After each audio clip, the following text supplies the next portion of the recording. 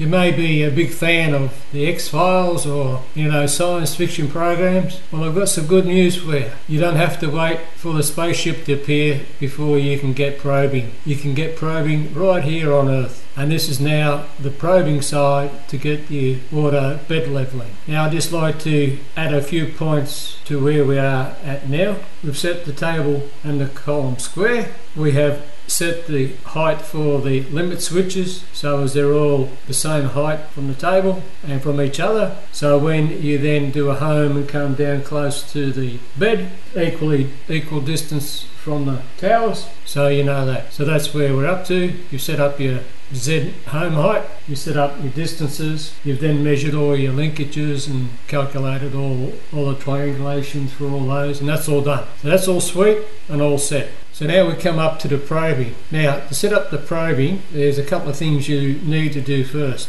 I originally had my probe in the front so as I could get at it, then I had to change everything around. The probe's at the back. So that's why your probe's at the back. And I explained to you the reason why. And you then learn that the print area isn't 200 by 200 or anything like that. It is actually set to 70mm either side of the bed center. So 70, 70, 70, 70. So that's 140mm box you can print, and you great. Here I've got 230 odd, 220 odd mil of traffic. Fantastic, I'll be able to do a box that size. No, you can't. And the reason for that is I'll just show you now. If I just do I've homed and I'll just do a G1Z190. As you come down, and there's clearance between the limit switch and the carriage. Now, just say we're wanting to print a flat surface across here. If I then say, okay, Y, I'll just go under the count to 69, I'll do a send. Watch this carriage. Notice the gap? 195, it hits the limit switch. So that means the maximum flat area I can print is 190. Even though it travels 225, I can only print 190. So don't make the mistake of thinking that, oh yeah, it can go all the way, it will print that way. It won't. And you may think, oh, I'll print a curve. As soon as it hits the limit switch, that's a warning, it's triggered, so you'll have a problem. So just do a test and find out what that is. So I'll just do another home.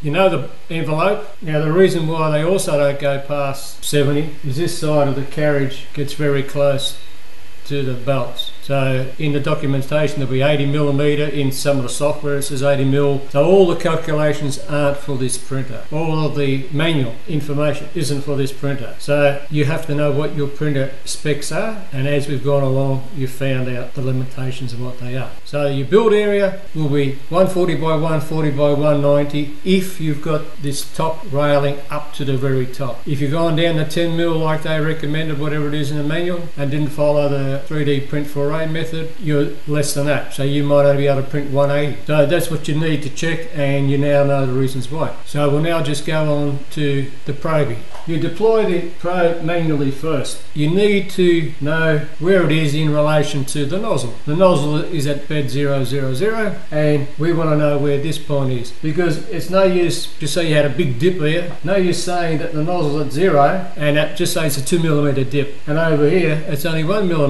higher, so it's probing here and it says, oh yeah, that's only 1mm, where actually where the nozzle is, it's 2mm. So the probe needs to take the position of the nozzle, so you need to know that measurement. How do you measure it? You can measure that way, and you have to get it in the right direction. So you get our friend again, a little cross that we drew and we've used up for. I'll do another home, always home before you do any. I'll do G1. You can have the probe deployed and then come down slowly. So G1, Z15, let's just say.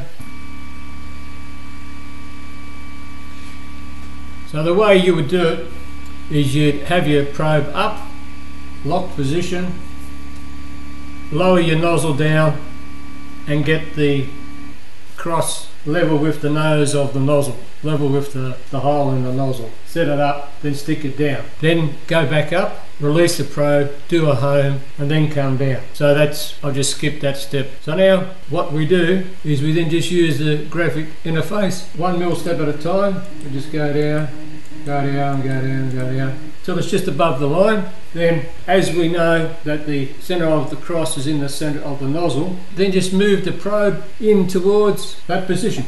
Then by eye, you look so the nozzle probe is at the centre of the cross. Then you just do an M114 and that gives you the reading and you write that down. Remember our calibration setup that we've done with the Notepad++ at the original, we kept all our settings? Well, that's where you keep it. You put it in there. So then you know that position. And if it's central, your probe will be at 0x, but mine was 0.4 mil of out, and the should be about 10 or 11 mil the other direction. Keeping in mind that it is in the opposite direction, so if you have a plus reading, that's because it's moved this way, but it's actually sitting that way from the bed 000 or the nozzle center. So if it's a plus, make it a minus. If it's a minus, make it a plus. But that's your dimensions. Then the next thing is you don't have to do this, but it's a smart move. Do an M119 and it tells you that they're all open. The limit switches are all open. So now just come down 1 mil at a time and listen.